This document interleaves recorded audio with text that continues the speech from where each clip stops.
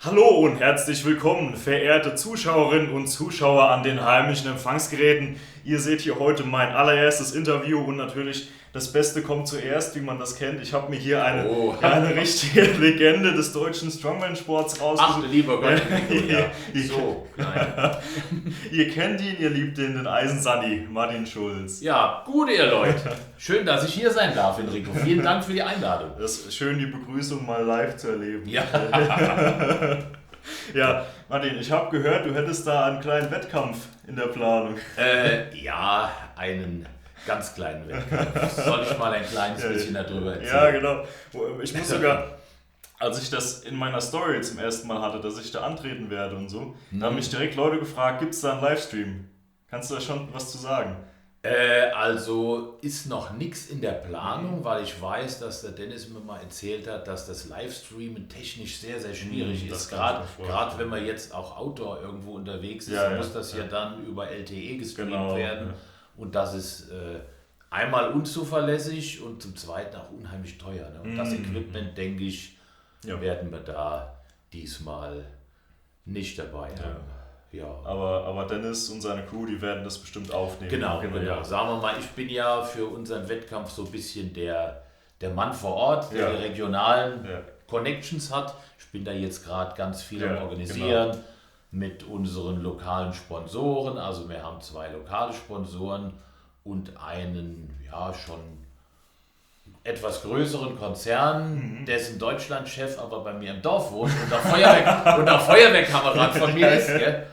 Wie das auf dem Dorf so ist. Er hat natürlich gesagt, wunderbar, wenn du sowas machst, dann können wir hier mit der Firma schon mal x Euro da aufrollen. Ich war da richtig überrascht. Ja, und wobei bei uns im Dorf, glaube ich, 95,9% der Menschen gar nicht wissen, was Strongman-Sport ist.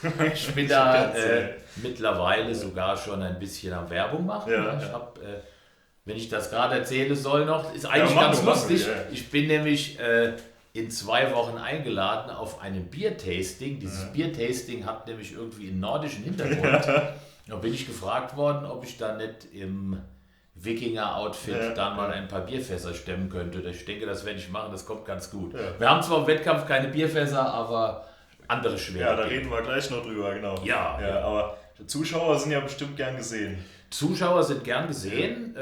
Wir können auch noch gar nicht so wirklich einschätzen, wie viele Leute kommen. Also, ich kenne das Problem. Ich sag mal, es gibt 2 Worst Cases oder es gibt First und Second Worst Case. Entweder es kommt niemand oder es kommen so viele Leute, dass wir da oben auf unserem Plätzchen nicht mehr treten können. Aber wir hatten da bis vor einem Jahrzehnt, sage ich mal, auch immer eine Großveranstaltung. Also wir haben das Maifeuer genannt. Kennt die meisten Leute als Walpurgisnacht, also die Nacht zum 1. Mai. Das ist dann immer so ein bisschen ausgeartet. Das haben wir von der Dorfjugend veranstaltet. Da waren auch 300-400 Leute auf dem Plätzchen. Geht schon richtig. So viel, okay. So viele werden jetzt nicht kommen. Und es gibt Catering von der Feuerwehr, also lecker Essen zum Selbstkostenpreis. Ja. Also so erfahrungsgemäß kann ich jetzt sagen von meinem Wettkampf, also 1 bis 2 Leute pro Athlet kannst du, also allein schon an Betreuer und Familie rechnen. Genau. Und da kommen bestimmt noch, gerade wenn Dennis antritt, da kommen bestimmt noch ein paar Fans auch vorbei. Ich denke auch, dass ganz viele Leute den Dennis mal sehen möchten, wie er so live aussieht. Das ist ja immer sehr beeindruckend. Man fühlt sich danach immer schlank und dünn. Also selbst jemand so wie ich mit 1,90 und über 110 Kilo kommt sich da wirklich vor wie ein Lauch. Ja, das ist 2 von mir. Ja, genau. Apropos, wo du das gerade erwähnst, ich habe dann so mal, ich weiß jetzt nicht von allen Leuten, wer antritt, aber doch so mal 50%, was ich so gesehen habe, wer mir geschrieben hat, wer so kommt. Da haben wir jetzt schon mal zwischen den beiden leichtesten, ich denke mal, das wirst du und mein Freund und Trainingskamerad Timo sein, ne? Ihr mit euren knapp unter 90 Kilo. Da haben wir schon mal 90 Kilo zum schwersten Unterschied. Ich weiß sogar noch einen 90 Kilo Athlet, das ist der Robin Niklas, der ist 5. bei der Deutschen Meisterschaft. Der ist richtig gut, ja genau. Der hat nämlich von mir gesehen, dass ich mich angemeldet hat, dann hat er mich gefragt, soll ich auch? Und dann habe ich gesagt, hopp. Dann machen wir hier unser Triumvirat aus 3 unter 90. Finde ich klasse. Aber es gibt ja gar keine unter 90 Klasse. Kannst du da mal noch was drehen? Ja, also wirklich an Klassen haben wir, glaube ich, nur die...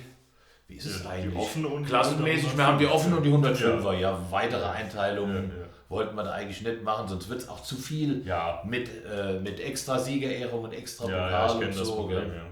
Ich habe ja 4 Gewichtsklassen bei den Männern und 4 bei den Frauen und muss allein schon an Medaillen richtig was anschaffen. Muss da einiges herbeischaffen, ja. Aber ich find das sehr toll, dass sich ganz viele Leute getraut haben, sich bei diesem Wettkampf anzumelden, weil vom Anspruch her sehr schwer. Ist er wahrscheinlich einer der 3, 4 schwersten Wettkämpfe, die es dieses Jahr in Deutschland gibt. Na, also realistisch betrachtet gehöre ich jetzt da auch nicht hin, aber ich wollte mir nicht nehmen lassen, im Wettkampf, wo ich jetzt so ein bisschen der Ideengeber und Initiator war, möchte ich auch selber mitmachen. Ja, okay, das wollte ich nämlich auch noch fragen. Okay. Ja. Also vom Leistungsspektrum her bin ich da sehr wahrscheinlich ganz nah in der Nähe der roten Laterne. Ja. Aber wir hatten ja schon ein paar Mal das Vergnügen, gegeneinander anzutreten. 2, 3 Mal. Wir waren immer einen Platz auseinander. Das ist ja eine schöne Tradition, die man jetzt aufrechterhalten. Ja, das ist schön, das macht Spaß. Wir machen den ersten und den zweiten Platz. Richtig. Ist ja ganz klar, den Kohlwurst, den stecken wir den stecken wir ein. Der dünne Hund. Nein.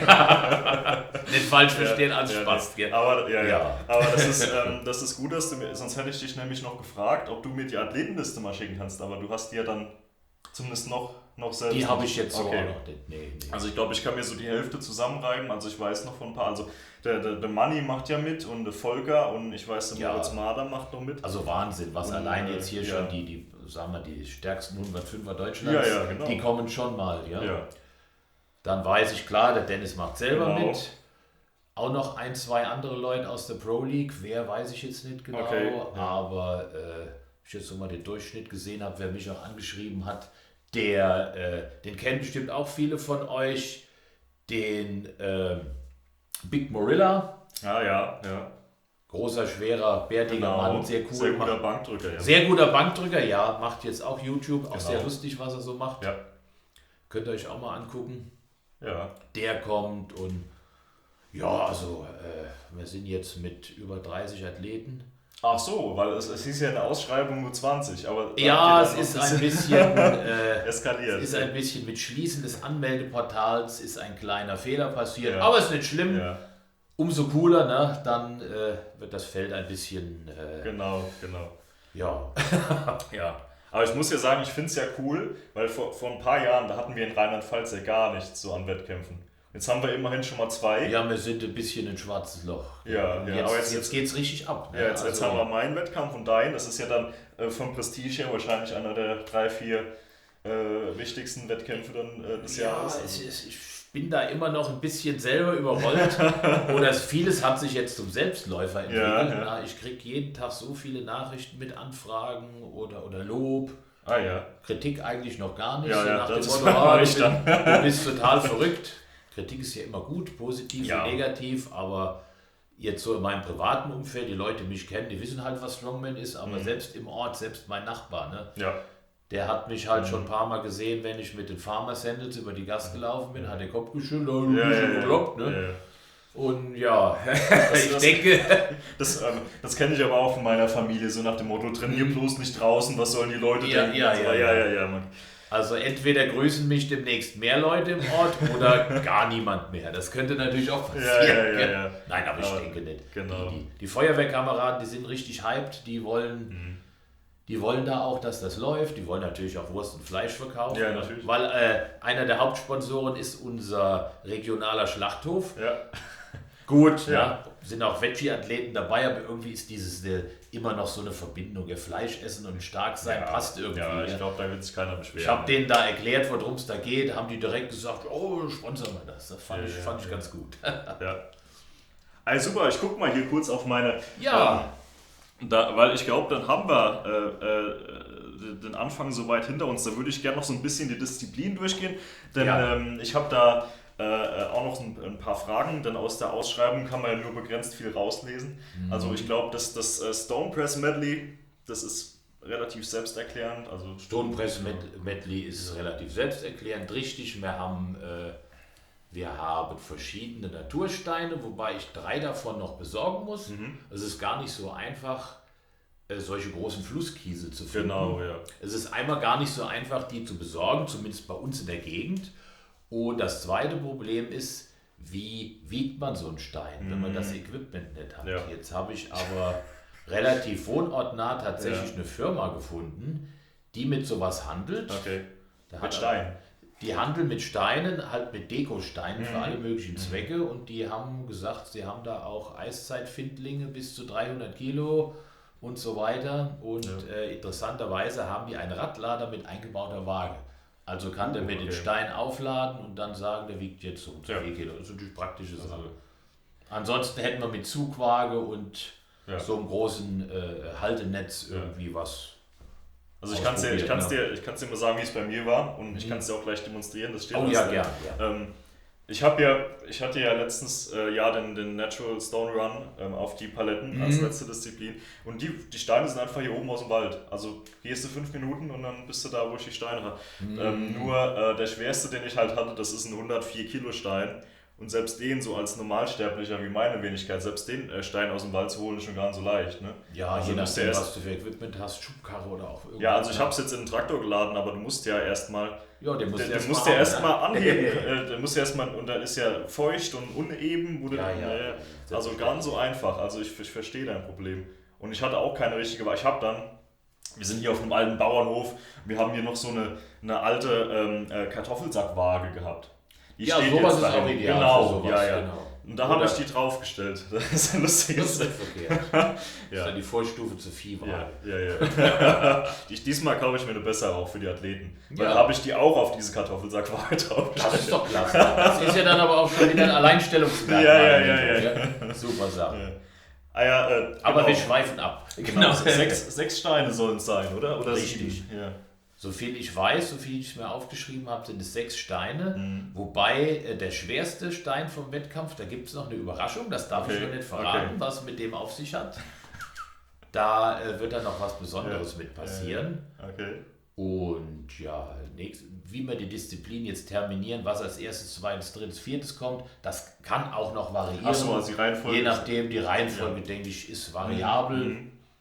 Aber dann haben wir natürlich den Torhammer Hochwurf. Ja. Der Dennis hat einen ganz tollen Hammer gebaut. Ja, habe ich gesehen. Ihr kennt ja die Videos. Sau schwer. Das Ding ist unheimlich schwer. Ne? Also wenn der so auf dem Tisch steht und dann will man sich den so greifen, dann ist man erstmal erstaunt, wie das kompakte kleine Ding dann doch gar nicht gehoben werden kann. Ich habe mir extra noch einen Wurfsack gekauft für bis zu 30 Kilo, um das zu tun. Ja, das ist jetzt zum Beispiel Disziplin, wo ich selber weiß, dass wird keine geben. Ne?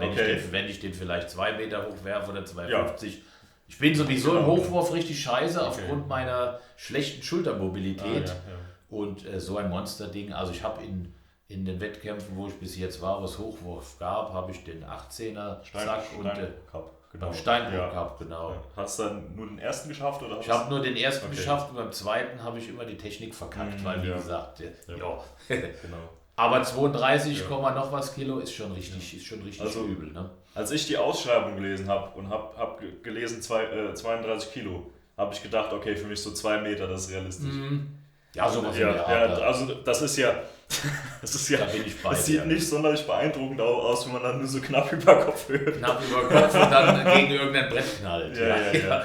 Nee, aber auch, ich habe mir das Video geguckt mit dem auch, wo Dennis und Oliver Leonetti und so weiter. Wo die im Gym das sind ja richtig gute Werfer, und wenn die schon gerade irgendwie so 3,5 Meter, also für uns so Normalsterbliche, das gerade Olli ist ja sowieso einer der besten Hochwurfspezialisten durch seinen Highland Games Hintergrund. Olli macht auch mit. Aber das ist schon mal gut. Da haben wir schon für den Hochwurf, würde ich den sogar als einen der Favoriten einordnen. Ne? Das ist ihm und Dennis Witz dann wahrscheinlich. Das wird sehr spannend. Dann haben wir ja noch den lustigen Spaß, den wir jetzt Chipmaster genannt haben. Wir werden in der Mitte von Wettkampfplatz ein großes Feuer haben, und die Athleten tragen dann einen Baumstamm. Gewicht weiß ich jetzt nicht ganz genau. 140 stand in der Ausschreibung. Stimmt, steht drin. 140, genau.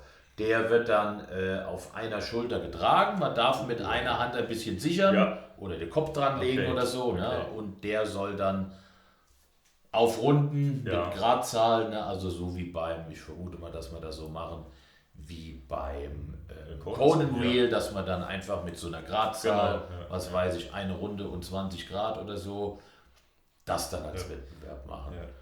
Und das ist aber gut, dass du das sagst, weil ich hatte jetzt gedacht, das wird so eine Art wie ein Yoke, wo man den so gerade über den Rücken trägt. Und nee, das Besondere ist wirklich auf einer Schulter. Weil dafür wäre es auch zu leicht gewesen. Dafür wäre es zu leicht. Deswegen, das hat mich ein bisschen verwirrt. Okay, das macht wenn so Erstligakerle einen 140 Kilo Raum stammen und sagen, der Marathon damit. Oder man hängt Scheiben dran. Ja, genau. Genau. Was hatten wir denn noch? Dann haben wir noch die letzte Disziplin. Die letzte Disziplin wird was richtig Schönes auch für dich, weil ich weiß, dass du das gerne machst. Da machen wir einen erhöhten Deadlift. Und zwar, man kann ihn ja immer unterschiedlich nennen. Ich sage jetzt mal, es ist ein Sigmason Deadlift. Ja. Also wir haben diese geschmiedeten eisernen Wagenräder, die der Dennis im Gym hat. Die waren damals auf der Burg mit, als der Champions League Wettkampf auf der Burg war. 22. Ja, da hatten sie ja irgendwie 500 plus. Richtig, also die richtig gute Leute sind da zwischen 500 und 600 Kilo. Ich glaube, einige waren sogar über 600 das Kilo. Das kann sein. Ich weiß es nicht mehr genau. Also die Höhe ist jetzt bei 1,90 Meter Mensch wie bei mir liegt die Stange schon oberhalb vom Knie. Genau, Da kann man sich dann so richtig reinpressen und wie mit dem Brecheisen mit den Knien dann schon mal vorheben. Also es ist schon beeindruckend, was selbst ich da schaffe. Ich weiß noch, ich habe beim allerersten Mal an der Burg, wie die Dinger dabei waren, habe ich die so ehrfürchtig berührt und die haben sich überhaupt nicht vom Boden gelöst. Und jetzt waren wir vor 3 Wochen beim Dennis unten, der Timo und ich, und haben beide mit dem Ding schon mal so ein bisschen mit 300 Kilo plus darum gemacht. Ja. Ausgemaxt haben wir nicht, aber zumindest mal geguckt, wie sich das so hebt und die Technik geübt. Ja. Aber das wird dann rundenweise, also das dann Startgewicht und dann, wenn das alles... Ich denke mal, dass man sich ein Startgewicht aussuchen kann. Der eine oder andere skippt dann. Wenn man weiß, wenn jetzt einer, ich steige jetzt erst bei 450 Kilo ein, dann wird das so sein. Ne? Aber jetzt nicht wie auch bei meinem Wettkampf mit den 3 Versuchen, sondern halt dann... Ich denke mal, das wird dann so Last Man Standing mäßig. Ja. Okay. So haben wir uns. Weißt du schon das Startgewicht oder habt ihr euch da noch nichts überlegt? Ne, haben wir noch nicht festgelegt. Nee. Also das Gestell mit der Achse wiegt knapp 300 Kilo leer und dann bringt der Dennis halt Unmengen rote und blaue Wettkampfscheiben mit und dann wird dann halt entsprechend aufgeschreibt. Ja, das sind die 4 Disziplinen. Einfach und raw und kalt und kalt und Wie kriegt man eigentlich den Chipmast? Also ist das wie bei den, steht der quasi auf dem Boden und man muss ihn sich dann so, also liegt er auf dem Boden, man muss ihn sich dann so hoch auf die... Das wäre schon richtig heftig. Er wird wahrscheinlich auf irgendeine Ablagehilfe sein, wo man ihn dann auflädt und dass man nicht beim Aufheben schon so viel Kraft verschenkt hat und dann vielleicht eine Runde mehr hinkriegt. Ja. Ne? Dann müssen die armen Helfer den aber auch immer wieder da drauf heben, ne? Ja, ich habe bis jetzt schon einige sehr kräftige Helfer. Ja. Wenige, aber sehr kräftige. Also ausreichend, was heißt wenige? Ja, das wären die Disziplinen, was wir vorhaben. Jetzt wollen wir alle hoffen, dass wir richtig schönes Wetter haben. Also Hauptsache trocken. Schnee wäre okay.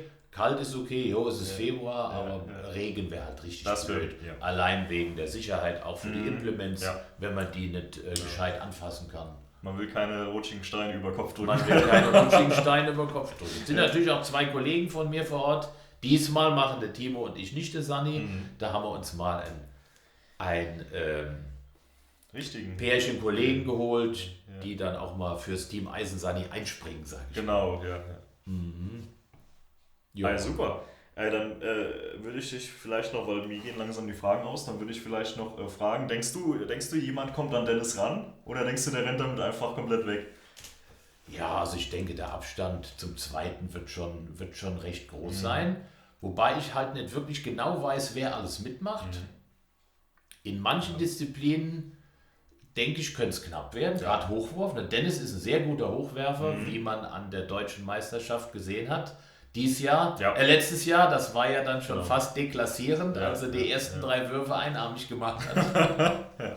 Das fand ich schon sehr beeindruckend. Ja, und ansonsten, ich sag mal, der schwere erhöhte Deadlift ist ja auch was alle Strongmen eigentlich ganz gut können.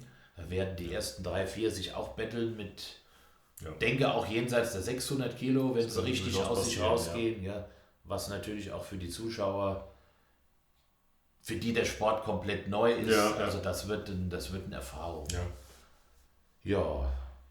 Favoriten, also logisch der Tennis, genau. Aber ich sehe auch den Oliver Leonetti ganz weit vorne. Der hat ja auch den Steinbruch und Drittliga-Wettkämpfe, oder hat er sogar Zweitliga-Wettkämpfe, ich weiß gar nicht mehr. Er ist jetzt in der zweiten Liga, aber da hatte, glaube ich, noch keinen gewonnen, so viel aber ich glaube, weiß. Aber er war kurz davor schon. Ja. Und gute Leute, sind richtig gute Leute. Und natürlich auch der Manni, sehe ich auch ganz klar als einer der Favoriten. Ne? Der holt aus seinen 105 Kilo unglaubliche Leistung. Macht er noch 105? Also hat er sich angemeldet als 105er oder macht er jetzt offene? Ich weiß nur, dass er mitmacht. Ob er für welche Klasse startet, weiß ich jetzt nicht. Aber wenn wir die Woche das Video gesehen haben, wie er den 106 Kilo Atlas Down über Kopf gedrückt hat, das war hart, Ich dachte, das war ein Luftballon. Also, das war wirklich, das war eine Demonstration der Macht, will ich es mal nennen. Ne? Ansonsten weiß ich halt nicht genau, wer noch so alles mitmacht. Also ich weiß, der Moritz Mader macht noch mit. Der ist halt auch ein sehr guter Kreuzheber. Ich glaube, der könnte auch oben... Volker natürlich, den haben wir jetzt ganz vergessen. Ja, auf jeden Fall. Volker und Manni, denke ich, sind von der Leistung ja auch recht nah beieinander. Und der Volker holt ja auch sehr guter Kreuzheber. Viele in der offenen Klasse ein mit seiner Leistung, gerade auch beim Kreuzheben. Genau. Ich denke mal, die Disziplin, wo man wahrscheinlich noch die ersten Überraschungen sehen könnte, wäre wahrscheinlich beim Shipmast Carry. Das kann dann keiner noch nicht so richtig einschätzen. Kann niemand so einschätzen und man kann es auch sehr schlecht trainieren. Ja. Wobei der Timo und ich letzte Woche was erfunden haben oder was ausprobiert haben, was ich relativ cool finde. Wir nehmen einfach den Lock.